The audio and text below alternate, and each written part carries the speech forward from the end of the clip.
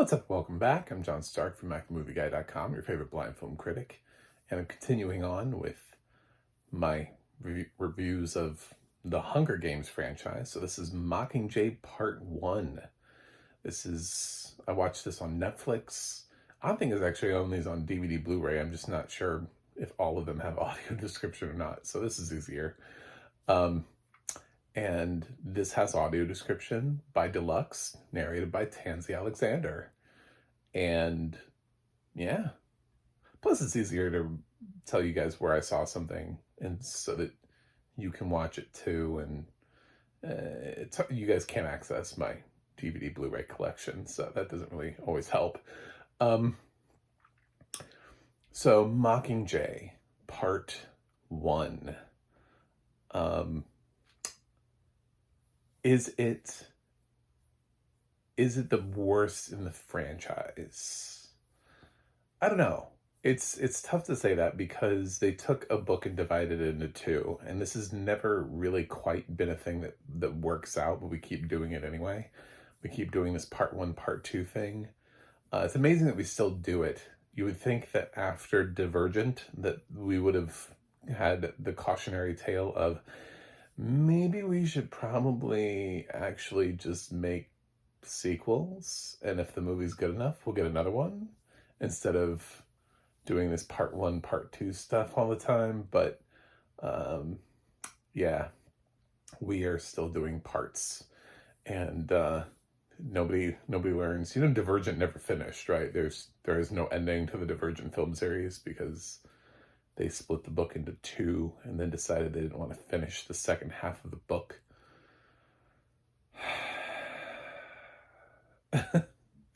Anyway,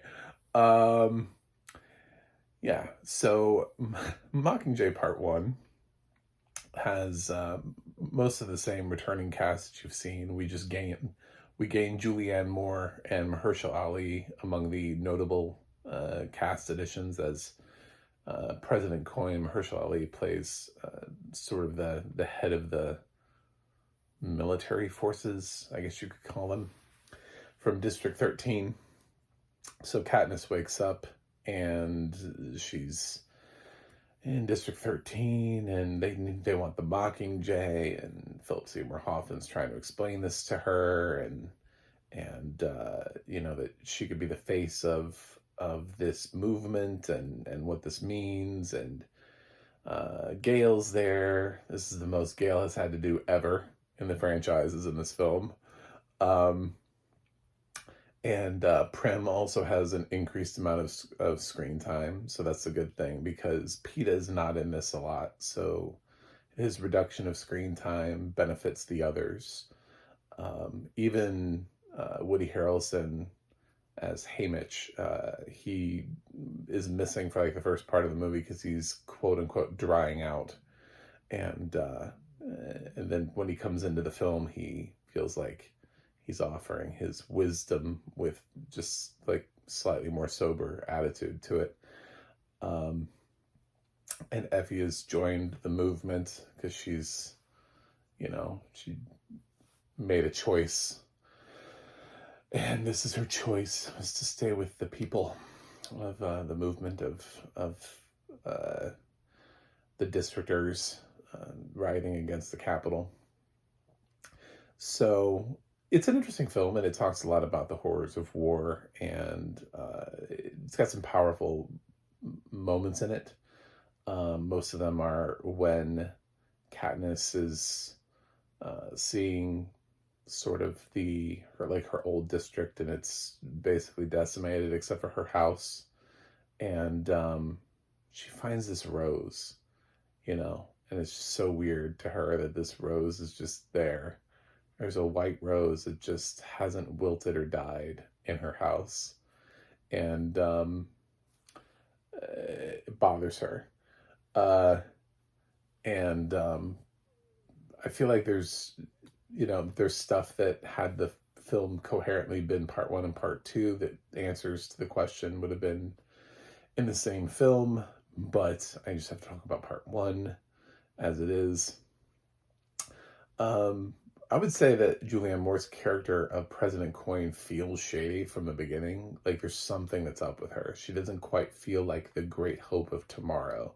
They don't play her like that. They play her like somebody who is already sort of aggressively war torn and is just another option like that. She's not a positive sort of uh, role model for change or anything like that. She feels like there's already something that's up with her from the beginning, but yet everybody's following her, and she already sort of feels like destined for autocracy. Anyway, um, it's a good film. Uh, Jennifer Lawrence has some really nice moments because she gets to look at this world and cry a lot and be emotionally devastated and watch PETA on camera give these interviews and just be emotionally devastated. And she makes her whole negotiation is to make sure that the tributes that were left behind, that were not freed, including PETA, Joanna, and Phoenix, Annie, are all given safe, all given pardons and everything and rescued because they're being used by the Capitol, which she ends up being right. At the end of the film, she sees to the extent of what the Capitol has been doing to them. And although not to Annie for some reason, but I guess they were like, I don't know, whatever, we'll leave her alone, which is such an odd choice. But I think one of the only downfalls is that Finnick isn't used enough here. They use him one moment to give a speech that Katniss isn't really in the mood for, and they explain to her why the speech was important and why Finnick agreed to do it.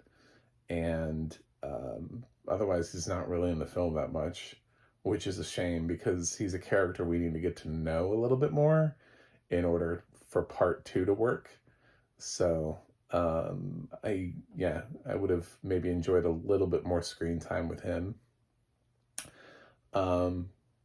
This film does include a dedicated to Philip Seymour Hoffman because Hoffman died, so which will have repercussions for part 2, which I'll talk about when I talk about part 2. Francis Lawrence does okay here. I mean, like I said, Catching Fire I think is probably the best thing he's directed, but he I don't. It's not like it's his choice to split this up into 2 films. It's not as strong of a film that it could have been if it was just like one 3-hour movie, that just moved through and had all the ideas together. It's drawn out. We go back to her house a second time, which I think is really weak the second time. And then she's like getting more stuff from her house. She's like raiding her house. And it feels so weird that there's still stuff. Like nobody has come back around to her house for any useful items. Like her house was left standing. It's like the only thing in District 12 that's like, okay, it's still standing. And nobody went through it to look for things. And she's just like casually getting stuff out of her house. And I was like, okay, the first time you did this was cool. It was fine. She grabbed a couple things she needed. She found a cat, whatever. But the second time was just like, why are we here a second time? Like, are we feeling like why? Regardless of the book, regardless of the book, that scene just doesn't work. It doesn't work. It has this weird thing where like Gail says some stuff and they have like an emotional connection, and it didn't really work. So those are my brief, sort of really specific thoughts on Mockingjay Part 1. I mean, what a cast. What a fucking cast, guys. I mean, look at the Oscar nominees, or Oscar nominees / Oscar winners we've got in this cast. It's like an embarrassment of riches. You've got, Jennifer Lawrence, Julianne Moore, Philip Seymour Hoffman, Mahershala Ali, Woody Harrelson. Uh, it's, sadly not I can't say that about Donald Sutherland, which is such a shame. But we should be able to. It feels so wrong that he can't be included in that grouping. But yeah, like, it's such a strong little Jeffrey Wright, such a strong grouping of people who have Oscars or Oscar nominations in this cast. It's kind of amazing that they all came together in this film. So, yeah, of course it's a strong cast. Of course it works well because of that cast. But it also, it's incomplete, and it has a really weird ending to it, but this one at least does tell you it's a part one, so you know that you're going to get cut off at some point, where it's going to be like, well, got to come back for the next movie.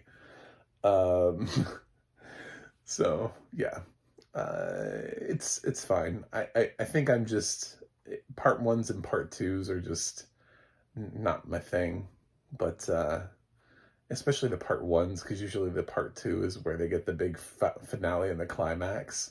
So I just feel bad for part ones.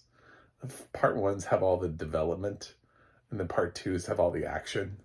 Same thing with the Harry Potter Deathly Hallows. Part one has all the development, part two has all the action. So, the audio description here, we have a problem. We don't have a problem with Deluxe and Tansy Alexander. Actually, their audio description, again, really fantastic. I'm sure they did the first film. Now that I'm seeing the fact that they did Catching Fire and Mockingjay Part 1, probably Mockingjay Part 2. I feel like maybe they did Hunger Games. I had this weird thing that happened, I noted in the first video, where my film literally just ended during the credits. Like, it ended on its own. I didn't go to another movie. I didn't do anything. Netflix just cut me off during the credits while I was in the middle of telling me what songs were in the movie. And I didn't go any further than that. And I was like, are there any more credit? What just happened? Like, just like, my mind was blown. Normally it's other streaming services that force me to transition to another title. I didn't transition into anything.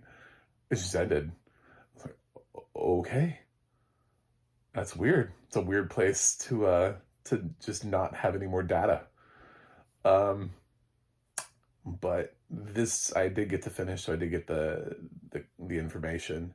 The problem is it's balanced like the first one. It's balanced incorrectly, so the audio description is louder than the film.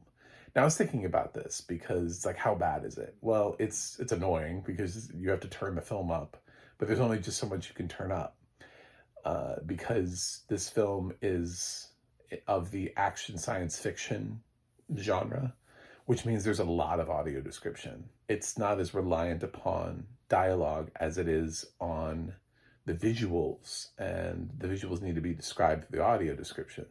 So we're getting constant description of the various scenes of the bombings and of the footage and of her stepping on a human skull and all the different things that are happening, and even the imagery of, PETA thrashing in a medical bay. Joanna doesn't even have dialogue. She just has like a really intense stare, it's like, it's all the little things along the way. And so it's a lot of description, and it's a lot of really good description too. And it really does balance out the film. And I enjoyed listening to the description. I'd seen the film before, so that helped. And you can kind of hear the dialogue, but you can't also really hear a lot of the dialogue you really have to focus in, because there's only just so loud you're going to be willing to turn up your TV. you know? Um, Even with surround sound, I would think that you would have this problem because it's coming in as an audio track, so there's no way to separate it. It's just how it was balanced originally when it came in. So I don't know how you would have a system that would fix that for you. So it's once again, it's just balanced. However, I would prefer it to be balanced this way than the other way. And that is a true statement for any film that requires a large amount of audio description. So it is sort of like it's a statement that's not necessarily true all the time, but it's a statement that's true, at least for this film. Like if I had a choice to have it be louder than the film or quieter than the film, or like where the audio description was too quiet and I couldn't really hear it, and I had to turn the movie up, and so the movie was screaming at me and the audio description was really loud, I would hate that more, because then my movie would be really loud and all the explosions and everything would be really loud and I'd be struggling to hear the audio description, which is something that I really need with this film because it is very action heavy. It's got some sci-fi elements to it. It does not have that much dialogue.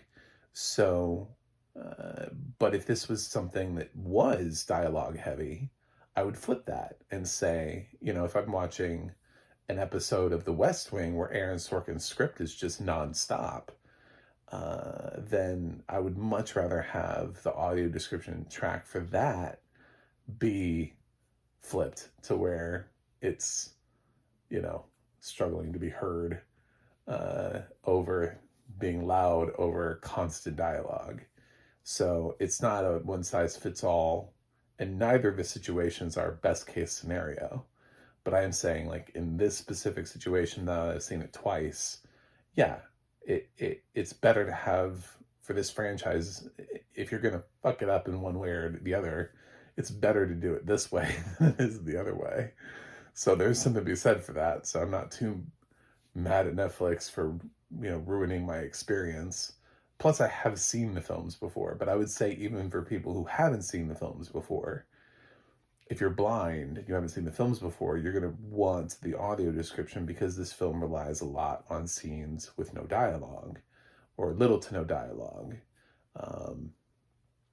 And you would miss that. So it'd be like, watching it without audio description. There are a lot of people who are blind and hearing impaired as well. So this would definitely solve that problem. Although you wouldn't hear the film at all, I'm sure. But at least you would get the description of what's going on in the film. So I don't know. It's not an ideal situation. I was trying to think about, like, well, is this the worst possible? No, it's not. And it's still not TTS. So I've still got Deluxe with Tansy Alexander narrating, and that's catching fire for me. You know what I'm saying? That's Tansy Alexander's the girl on fire. So, yeah. Generally, I like Mockingjay Part 1.